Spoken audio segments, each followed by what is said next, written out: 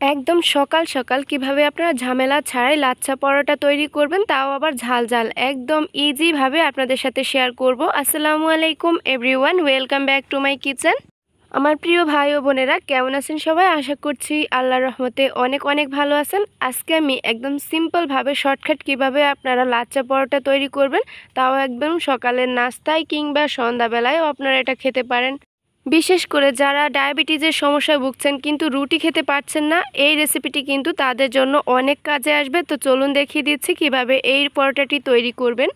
তো প্রথমেই কিন্তু আমি এখানে একটা মিক্সিং বল নিয়েছি, আর এখন এখানে আমি 2 কাপ পরিমাণ ময়দা ইউজ করছি। আপনারা চাইলে এখানে আটাও ইউজ করতে পারেন। আটা ময়দা কোনো রকম ব্যাপার হবে না, জাস্ট একটা হলেই হয়ে যাবে। এখন আমি এখানে অ্যাড করে দিয়েছি 2 চা চামচ পরিমাণ গুঁড়া দুধ, আর এই গুঁড়া দুধটা দিলে কিন্তু এই পরোটা খেতে অনেক বেশি টেস্ট হয়।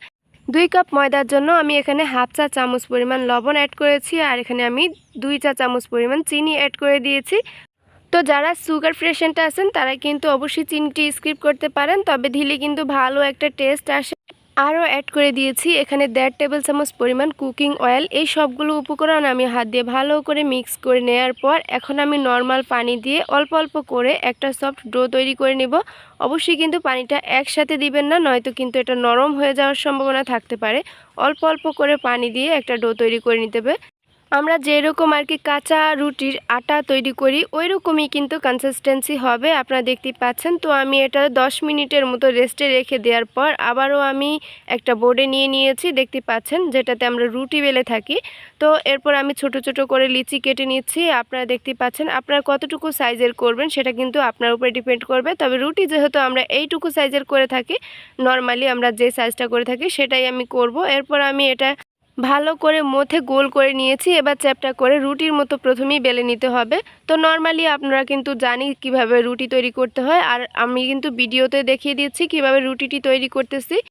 একটু খেয়াল করলেই বুঝতে পারবেন আমি কাজটি কিভাবে করতেছি। তো ফাইনালি দেখতে পাচ্ছেন আমি একটা রুটি বেলে নিয়েছি। এরপর কিন্তু আমি এটা একটু ঝাল ঝাল করব, সেজন্য কিছু ইনগ্রেডিয়েন্টস অ্যাড করে দিয়েছি। তো আমি এখানে 1 চিমটি পরিমাণ লবণ, আর এখানে আমি 1 চিমটি পরিমাণ মরিচ গুঁড়া, সাথে জিরা আর ধনিয়ার গুঁড়া মিলে এখানে আমি 1 চিমটি পরিমাণ ব্যবহার করেছি। আর একটু কুকিং অয়েল দিয়ে এটা আমি পুরোটা ব্রাশ করে নিয়েছি, দেখতেই পাচ্ছেন। এরপর কিন্তু ভালো করে ব্রাশ করে আমি এটা এক সাইড থেকে অপর সাইডে সিল করে দিয়েছি। আপনারা খেয়াল করেছেন নিশ্চয়ই ভিডিওতে। এটা কিন্তু একদমই ইজি কাজ, আমি আশা করছি আপনারা আমার থেকেও ভালোভাবে পেরে যাবেন। এরপর কিন্তু আমি একটা পিৎজা কাটার দিয়ে এইভাবে কেটে নিয়েছি, আর এখন আমি আবারও রুটিটা একদম সমান করে নিয়েছি। এরপর আমি এটা একটু একটা সাইড থেকে পেঁচিয়ে নিচ্ছি। আসলে এটা কিন্তু বলে বোঝানোর কিছু নয়, আপনারা কিন্তু একটু ভিডিওটা খেয়াল করলেই বুঝতে পারবেন। এরপর আমি পেঁচিয়ে এটা আবারও গোল করে নিচ্ছি। তো ফাইনালি দেখতেই পাচ্ছেন একদম ইজি কাজটা কিভাবে আমি করে নিলাম। আবারও আমি এই রুটিটা বেলে নিচ্ছি সামান্য একটু ময়দার গুঁড়া দিয়ে। এবার আমি আবারও রুটিটা নর্মালি যে এরকম তৈরি করি ওইভাবেই নিচ্ছি, আর এইভাবেই কিন্তু আমি সবগুলো রুটি তৈরি করে নিব। আর এই ঝাল ঝাল পরোটাটা খেতে কিন্তু অনেক বেশি টেস্টি হয়। তো আপনারা দেখতে পাচ্ছেন আমরা নর্মালি যেরকম রুটির পুরুত্ব রেখে রুটি তৈরি করি, আমি কিন্তু সেটাই করেছি। আমি দুঃখিত যে বৃষ্টির কারণে হয়তো আমার ভয়েসটা শুনতে বা ক্লিয়ার একটু প্রবলেম হতে পারে, তবে আমি সেজন্য দুঃখিত। আমি যখন ভয়েসটা দিচ্ছিলাম প্রচুর পরিমাণে কিন্তু বৃষ্টি হচ্ছে। তো আমি কিন্তু একইভাবে আরও একটি রুটি আপনাদেরকে দেখিয়ে দিচ্ছি। আর জিরা আর ধনিয়ার গুঁড়োটা কিন্তু অবশ্যই টালা দিতে হবে, এটা কিন্তু কাঁচা দিলে এটা একটা কাঁচা গন্ধ থাকবে, কিন্তু টালা জিরার গুঁড়া দিলে খেতে অনেক বেশি সুন্দর একটা স্মেল আসবে। তো আমি আবারও কিন্তু একটা পিৎজা কাটার দিয়ে এভাবে কেটে নিচ্ছি। আপনারা চাইলে এখানে ছুরি ইউজ করতে পারেন, কোনো ব্যাপার না, যে যেটা দিয়ে সম্ভব হয় সুবিধা হয় সেভাবেই করবেন। তো আমি একটা সাইড থেকে এটা কিন্তু পেঁচিয়ে নিচ্ছি, একদম ইজি কাজ। আপনারা ভিডিওতে দেখতেই পাচ্ছেন আমি কিভাবে কাজটি করতেছি। এরপর কিন্তু আমি একটা সাইড থেকে মুড়িয়ে এটা গোল করে নিয়েছি, আর লাস্ট যে মাথাটা আছে সেটা আমি ভিতরের দিকে ঢুকিয়ে এবার আমি একটা রুটি বানিয়ে নিচ্ছি। তো আলহামদুলিল্লাহ আমার কিন্তু সবগুলো রুটি এভাবেই তৈরি করা হয়ে গিয়েছে। চলে এসেছি কিচেনে, আমি একটা ফ্রাই প্যান গরম করে নিয়েছি, চুলার আঁচটা কিন্তু মিডিয়ামে থাকবে। এরপর কিন্তু 2 থেকে 3 বার উল্টে পাল্টে রুটিটা কিছুক্ষণ ভেজে নিতে হবে।